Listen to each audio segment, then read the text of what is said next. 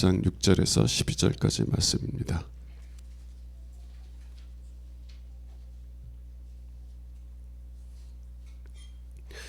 너희로 환난을 받게 하는 자들에게는 환난으로 갚으시고 환난을 받는 너희에게는 우리와 함께 안식으로 갚으시는 것이 하나님의 공이시니 주 예수께서 자기의 능력의 천사들과 함께 하늘로부터 불꽃 가운데 나타나실 때에 하나님을 모르는 자들과 우리 주 예수의 복음에 복종하지 않는 자들에게 형벌을 내리시리니 이런 자들은 주의 얼굴과 그의 힘의 영광을 떠나 영원한 멸망의 형벌을 받으리로다. 그날에 그가 강림하사 그의 성도들에게서 영광을 받으시고 모든 믿는 자들에게서 놀랍게 여김을 얻으시리니 이는 우리의 증거가 너희에게 믿어졌습니다. 이러므로 우리도 항상 너희를 위하여 기도함은 우리 하나님이 너희를 그 부르심에 합당한 자로 여기시고 모든 선을 기뻐함과 믿음의 역사를 능력으로 이루게 하시고 우리 하나님과 주 예수 그리스도의 은혜대로 우리 주 예수의 이름이 너희 가운데서 영광을 받으시고 너희도 그 안에서 영광을 받게 하려 함이라. 아멘. 신앙생활은 내 의지적인 노력과 수고로 살아가는 고단한 삶이 아닙니다. 하나님의 은혜에 이끌려 살아가는 삶입니다. 마치 연이 바람을 타고 하늘을 높이 날아오르는 것처럼 배가 바람을 타고 드넓은 바다를 항해하는 것처럼 신앙생활은 은혜라는 바람에 이끌려 살아가는 삶이라는 것입니다. 이러한 은혜에 이끌리는 삶을 살아가기를 원하는 마음에서 저는 1월부터 은혜에 대한 말씀들을 여러분들과 함께 나누었고요. 오늘도 은혜에 대해서 이야기할 텐데 오늘은 특별히 11절이 말하고 있는 우리를 부르심에 합당한 자로 여기시는 은혜에 대해서 살펴보려고 합니다. 하나님께서 우리를 부르심에 합당한 자로 여기시는 은혜, 이 은혜에 대해서 살펴보기를 원합니다. 첫 번째 여러분들과 함께 나눌 것은 11절에서 사도 바울이 하나님이 너희를 그 부르심에 합당한 자로 여기시고 라고 말하고 있는데 이 부르심이 무엇이냐는 것입니다. 하나님께서는 무엇으로 우리를 부르셨냐는 것이에요.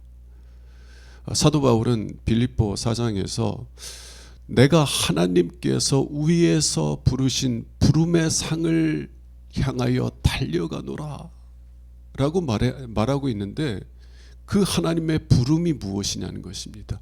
하나님께서 위에서 부르신 그 부름의 상이 무엇이냐는 것이에요.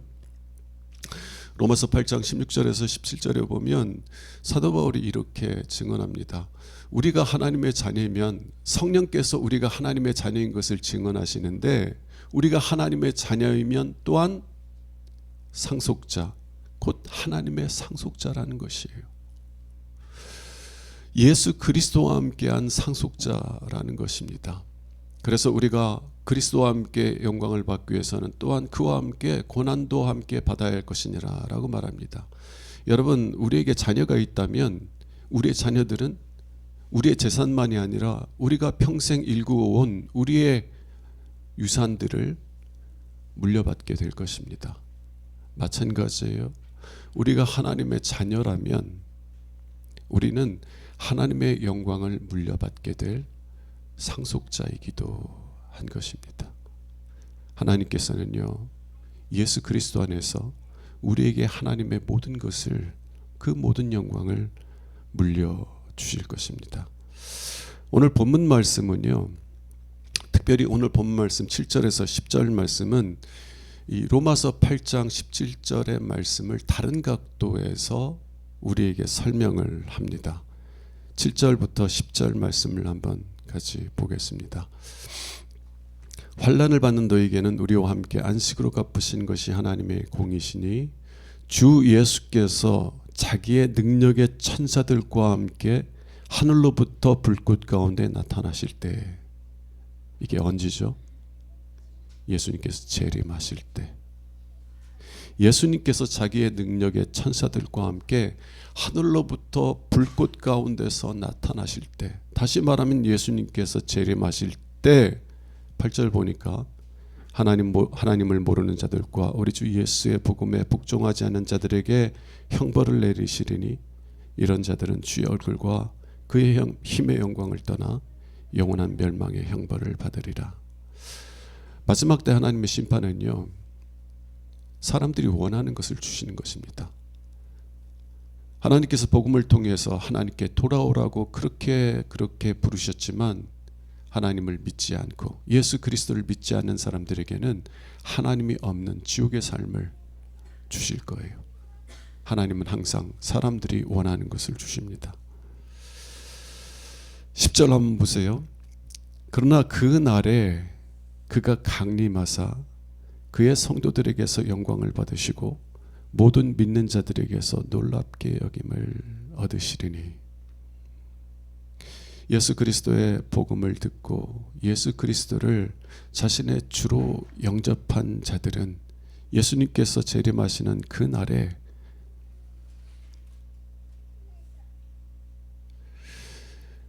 자신들을 영접하시기 위해 오신 예수 그리스도를 용화롭게 하고 그 예수님으로 인하여 놀랍게 여기게 될 것이다 라는 말입니다. 사도 바울은 이 말씀을 데살로니가 전서에서 더 구체적으로 자세하게 이미 이야기했어요. 데살로니가 전서 4장 16절에서 17절을 제가 한번 읽어드릴게요. 주께서 호령과 천사장의 소리와 하나님의 나팔 소리로 친히 하늘로부터 강림하시리니. 주님께서 우리 주 예수 그리스도께서 호령과 천사장의 소리와 하나님의 나팔 소리로 하늘로부터 친히 강림하신다는 거예요. 그때 어떤 일이 일어나냐면 그리스도 안에서 먼저 죽은 자들이 먼저 일어나고 그 후에 우리 살아남은 자들도 그들과 함께 구름 속으로 끌어올려 공중에서 주를 영접하게 하시리니 그리하여 우리가 항상 주와 함께 있으리라. 예수님께서 재림하실 때 어떤 일이 일어나요? 그리스도 안에서 죽은 자들, 예수 그리스도를 믿음으로 믿음 속에서 죽어간 사람들이 부활의 몸으로 다시 일어나게 될 줄로 믿습니다. 그러나 그때 아직까지도 살아있는 성도들은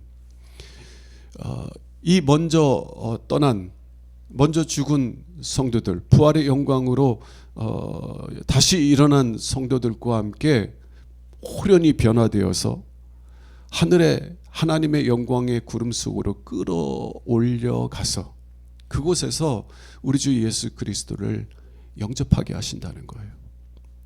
그리고 예수님을 영접한 다음에 그리스도와 함께 영원히 함께 있게 하실 것이라는 것입니다.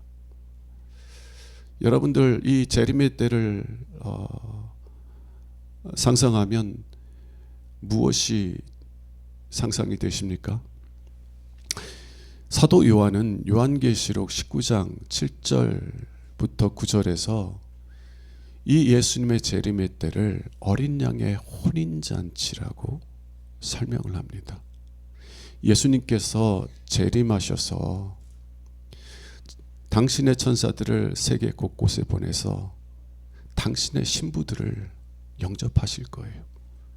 그러면 우리는 호련히 변화되어서 공중으로 들어 올림바 되고 그 공중에서 우리의 신랑 우리 주 예수 그리스도를 영접하게 될 것입니다.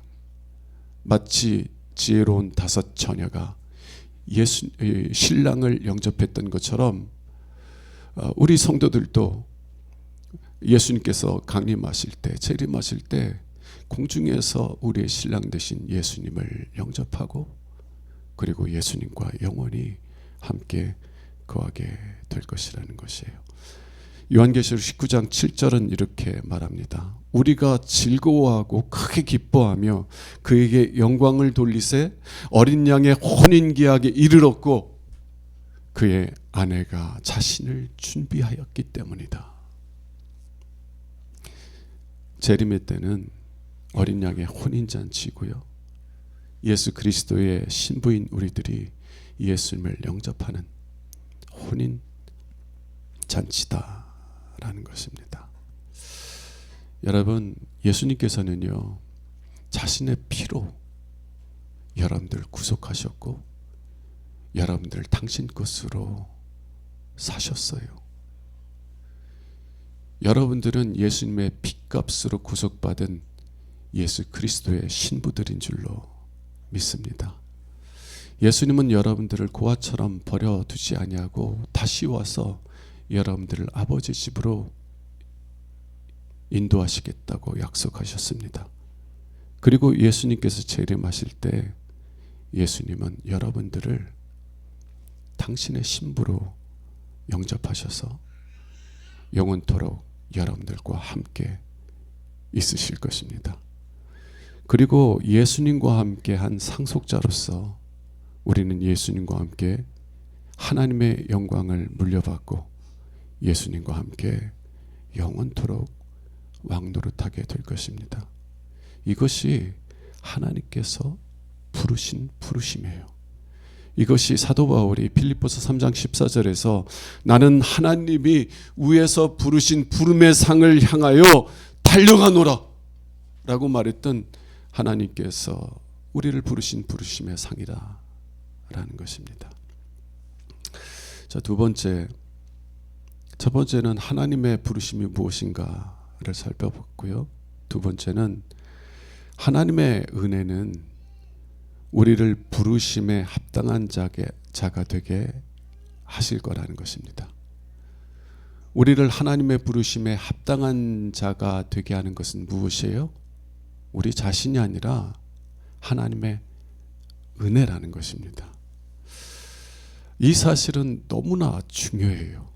왜냐하면 이 사실을 구분하지 못하면 두려움 속에서 일평생 살아갈 수가 있을 뿐만 아니라 두려움 속에서 이단들에게 미혹될 수 있는 가능성이 많이 있기 때문에 그렇습니다. 여러분, 하나님의 부르심에 합당한 자가 되는 것은 우리의 의지적인 노력으로나 수고로 되는 것이 아니에요. 우리가 하나님의 은혜에 합당한 자가 되는 것은 오직 하나님의 은혜인 줄로 믿습니다. 우리가 열 처녀의 비유 잘 알죠. 다섯 처녀는 지혜로워가지고 신랑을 영접하고 다섯 처녀는 미련해서 혼인잔치에 참여하지 못하고, 그걸 잘못 이해하면 우리에게 상당한 두려움을 줘요. 그리고 우리가 두려움 가운데 있으면 사이비 이단들에게 미혹되기가 쉽다는 것입니다. 이단들이 강조하는 것은 뭐냐면 자신들이 가르치는 지식, 자신들이 권면하는 어떤 희생과 헌신, 그런 것을 해야만, 그런 것을 가져야만, 그래야만 하나님의 혼인잔치에 참여하기에 합당하다고 자꾸 미혹을 해요. 하나님의 부르심에 합당한 자가 되는 것은 우리에게 달려있는 것이 아니라 하나님의 은혜인 줄로 믿습니다. 11절과 12절을 한번 보세요. 이러므로 우리도 항상 너희를 위하여 기도하면, 사도 바울이 예수님의 재림의 때를 이야기한 다음에 이 데살로니가 교회인들을 위하여서 항상 기도한다는 거예요. 뭐를 기도하냐면 첫 번째, 우리 하나님이 너희를 그 부르심에 합당한 자로 여기시기를 기도한다는 거예요. 누가 우리를 하나님의 부르심에 합당한 자로 만든다고요? 내가 아니라 하나님이 하신다는 거예요. 우리를 사랑하시는 하나님께서 당신의 아들을 십자가의 저주에 내어주심으로 우리를 자녀 삼으신 그 하나님께서 친히 우리를 그 부르심에 합당한 자로 세우실 것이라는 것이에요. 두려워하지 마세요.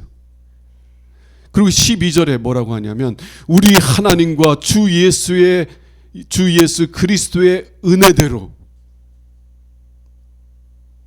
하나님의 은혜가 우리 안에서 역사하여서 우리로 하여금 하나님의 부르심에 합당한 자가 되게 하신다는 것이에요. 하나님은 하나님의 은혜로 말미암아 우리를 합당한 자가 되게 하신다는 것입니다.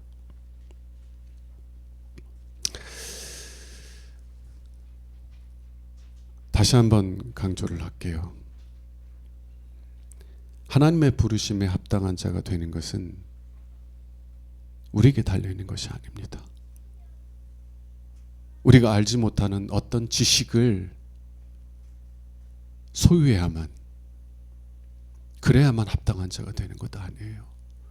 우리가 이전보다 더 많은 수고와 희생과 헌신을 해야 그래야 합당한 자가 되는 것이 아니에요. 오직 하나님의 은혜가 우리를 하나님의 부르심에 합당한 자로 세워가실 것입니다. 그러면 하나님의 부르심에 합당한 상태는 어떤 상태예요? 어떤 상태가 돼야만 하나님의 혼인잔치에, 어린 양의 혼인잔치에 참여할 수 있는 합당한 자격을 얻게 돼요? 어린 양의 혼인잔치에 들어갈 수 있는 합당한 상태, 하나님의 영광에 들어가기에 합당한 상태는요, 하나님께서 약속하신 그 영광을 다른 어떤 것보다 원하는 것이에요. 하나님께서 누구든지 목마른 자는 내게 와서 마시라 라고 했을 때 그 물을 마실 수 있는 유일한 합당한 자격은 뭐예요? 그것을 원하는 거예요. 그것을 원하는 거예요. 그리고 주님 주시옵소서 구하는 거예요. 하나님께서 우리에게 요구하는 유일한 조건은 원하는 것입니다. 하나님의 약속의 말씀을 믿고 그것을 주시옵소서 구하는 마음이에요.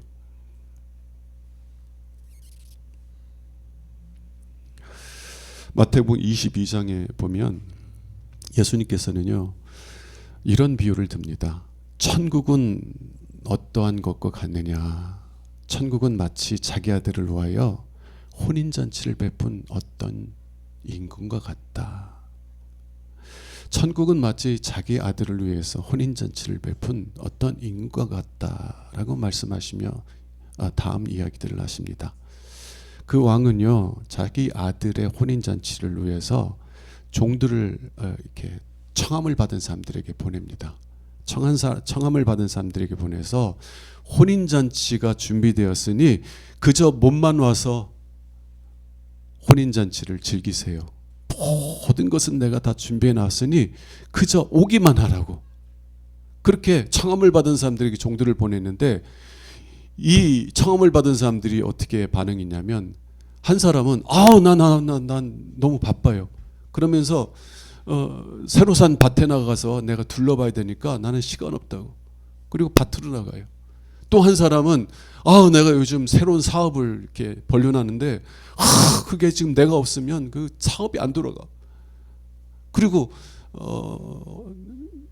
자기 사업을 또 하러 가요. 그 다른 사람들은 이 종들을 모욕하고요, 심지어는 죽이기까지 합니다.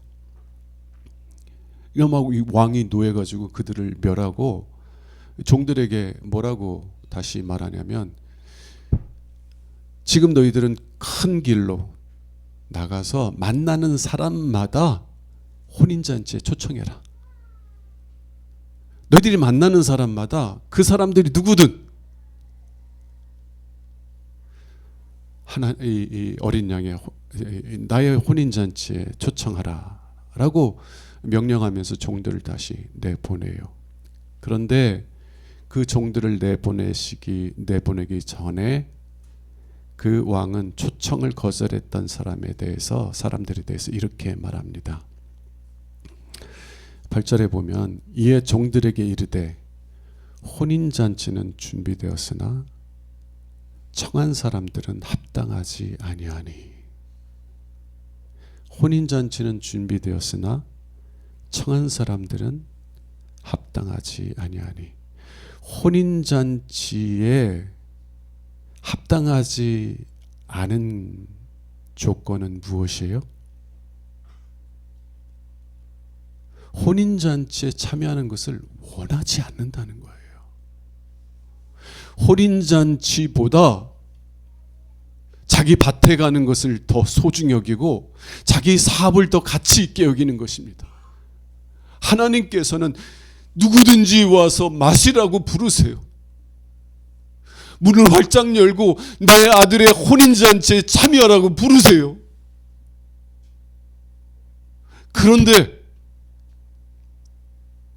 하나님께서 약속하신 이 하늘의 영광보다 세상의 영광을 더 가치 있게 여기는 한 혼인잔치 안 와. 혼인잔치 안 와.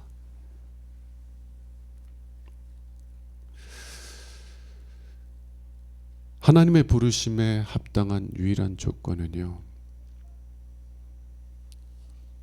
그 하나님께서 약속하신 영광을 원하는 거예요.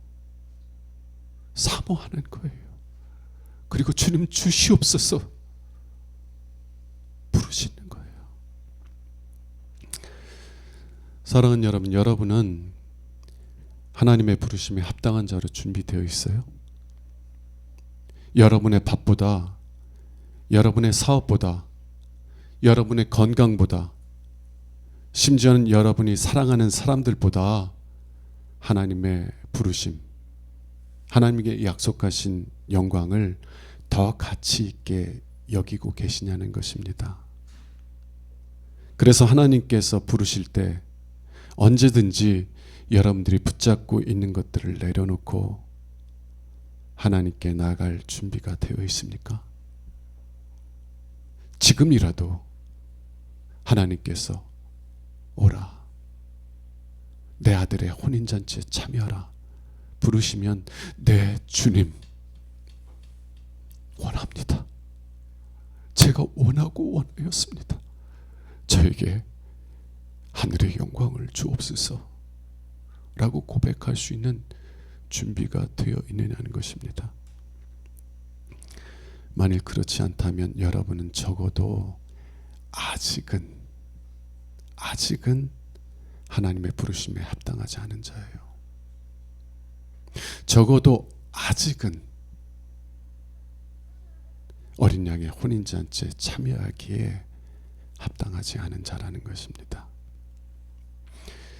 제가 아직은 이라는 표현을 쓰는 것은요, 우리는 할 수 없지만 그러나 하나님의 은혜는 할 수 있기 때문인 줄로 믿습니다. 하나님의 은혜, 자격이 없는 자에게 부어지는, 자격이 없는 자에게 역사하시는 하나님의 능력인 하나님의 은혜는 우리 안에서 역사하여 우리로 하여금 하나님의 부르심에 합당한 자로 변화시켜 주실 것입니다. 어느 부분에 대한 간증을 좀 할게요. 하나님의 은혜가 어떻게 그분을 하나님의 부르심에 합당한 자로 세우셨는지에 대한 이야기입니다. 오래전에 돌아가신 어느 성도님이 계셨어요. 오랫동안 투병 생활을 하신 분이었습니다. 투병 생활을 할 때 전 또 목사니까 성경을 읽으라고 그렇게 권면을 좀 했어요. 자주. 그러니까 제가 또 이게 신방 가서 성경을 읽으라고 권면하니까 그분도 나름대로 노력을 하셨더라고요. 그런데 여러분 작심삼일이죠. 새해는 내가 결심을 하는데 얼마 못 가서 그 의지가 시들어가지 않습니까? 이분도 그랬어요. 창세기는 맨날 읽어. 해마다 창세기는 한 번씩 그래. 근데 레위기에 가면 이게 재미가 없고 졸립고 그래가지고 결국은 포기하고 그랬다고 그래요. 그런데 그분이 돌아가시기 전에 얼마 전에 저한테 그런 고백을 하더라고요. 목사님, 어느 때부턴가 성경이 읽어지기 시작하더라고요. 성경 말씀이 깨달아지기 시작하더라고요. 그리고 성경 말씀이 꿀송이처럼 달다는 것이 이해되기 시작하더라고요. 그리고 성경을 읽으면서 깨닫게 된 사실은 제가 지금까지 헛신앙생활을 했다는 것입니다. 교회만 다녔지 예수를 만나지 못했더라고요. 예수를 믿는다고 고백했지만 예수님을 믿지 않았더라고요.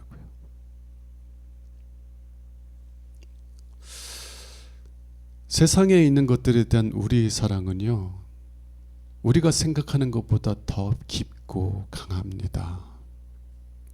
그래서요, 때로는 고난이 아니면 그 사랑이 끊어지질 않아요. 하나님은 때때로 우리에게 고난을 허락하심으로 세상에 대한 사랑으로부터 젖을 떼게 만드시기도 합니다. 육신의 질병 속에서 오랜 기간 투병하게 되면은요, 건강한 몸을 가지고 있다는 것이 얼마나 감사한 것인지를 깊이 느낀다고 합니다. 뭐 내가 그렇게 잘 살아보려고 했었나? 왜 그토록 가지려고 몸부림쳐서 이렇게 내 몸을 상하게 만들었나? 후회하게 된다는 거예요. 그저 걸을 수 있고 그저 뛸 수 있는 몸만 있어도 그렇게 감사한 거를, 하나님께서 내게 건강을 주셨을 때 지금 마음으로 감사하며 살았더라면 얼마나 좋았을까 깨닫게 된다는 것입니다. 그런데 하나님의 은혜는요, 우리를 더 깊은 고백으로 이끌어 가셔요. 단순히 이 세상에 대한 사랑으로부터 젖대도록 역사하시는 것에 그치는 것이 아니라 하나님께서 부르신 그 부르심이 얼마나 영광스러운지를 보게 하신다는 것입니다. 이것이 오랜 투병 생활을 하셨던 성도님에게 일어난 것이었어요. 그리고 사도 바울은 그런 변화가 하나님의 은혜에 의해서 일어난 것이라고 말합니다. 하나님의 부르심에 합당한 자가 되는 것, 혼인잔치에 참여하라는 부르심을 기쁨으로 받아들이게 하시는 것, 이것은 우리의 의지적인 노력에 의해서 되는 것이 아니라 전적인 하나님의 은혜로 이루어지는 것이라는 것입니다. 오늘 말씀을 간단하게 적용해 볼게요. 첫 번째, 이 세상이 전부인 것처럼 살아가지 마세요. 이 세상이 전부인 것처럼 살아가지 마세요. 그래서 정말 내가 원하는 대로 되지 않았을 때, 요즘 젊은이들이 자주 얘기하는 것처럼 이번 생은 망했다 라고 말하며 절망 속에서 살아가지 말라는 것입니다. 여러분, 이 세상에서의 삶은 영원한 영광에 들어가기 위한 준비 단계예요. 이 세상에서 정말 모든 사람들이 부러워하는 성취를 이루었다 할지라도 하나님의 영광에 들어가지 못한다면 그 사람처럼 불행한 사람은 없을 거예요. 그러나 이 세상에서 모든 것을 다 잃어버렸다라고 멸시를 받는다 할지라도 그가 하나님의 영광에 들어가기 합당한 자로 세워졌다면 그 사람처럼 복된 사람은 없을 것입니다. 예수님은 우리에게 분명하게 말씀하세요. 만일 내 눈이 범죄하게 한다면 그 눈을 뽑아버려라. 장애인으로서 천국에 들어가는 멀쩡한 두 눈을 가지고 지옥에 들어가는 것보다는 장애인으로 천국에 들어가는 것이 훨씬 복되도다. 내 손이 범죄하게 하거든 그 손을 잘라버려라. 멀쩡한 육신을 가지고 지옥에 들어가는 것보다는 장애인으로 하나님 나라에 들어가는 것이 훨씬 복되도다. 왜 그래요? 이 세상이 전부가 아니기 때문에 그래요. 이 세상은 하나님의 영원한 영광에 들어가기 위한 준비 단계이기 때문에 그렇습니다. 그러므로 이 세상에 있는 것이 전부인 것처럼 여기지 마세요. 이 세상에서 많은 실패와 많은 고난과 아픔을 겪었다고 해서 낙심하지 마세요. 만일 하나님의 은혜가 여러분들을 하나님의 부르심에 합당한 자로 세우셨다면 여러분들은 복이 있는 사람입니다.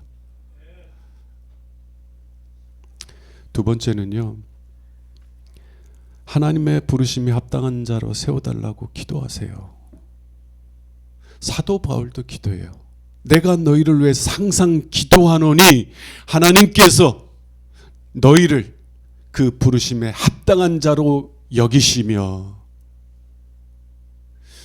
여러분, 아무리 부모가 권면한다고 그래서 애들이 예수님 안 믿어요. 하나님의 은혜만 하실 수 있는 것입니다. 왜 교회 안 나오냐? 자녀하고 싸우지 마세요. 오히려 부모와 자녀와의 관계만 어려워져요.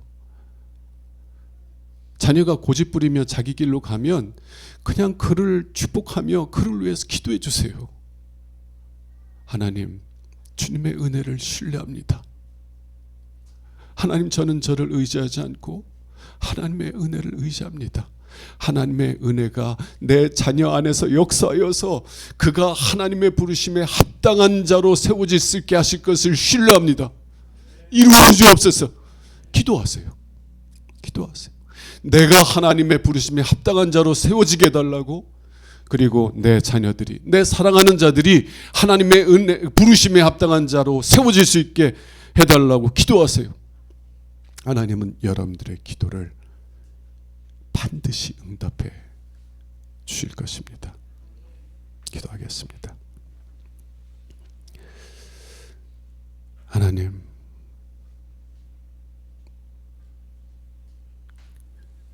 하나님의 부르심의 영광이 얼마나 놀라운지 보게 하옵소서. 그리고 그 나라를, 그 영광을 원하게 하옵소서.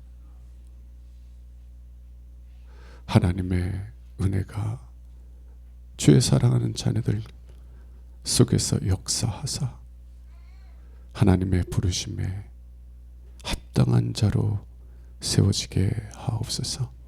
우리 주 예수 그리스도의 이름으로 감사하며 기도합니다. 아멘.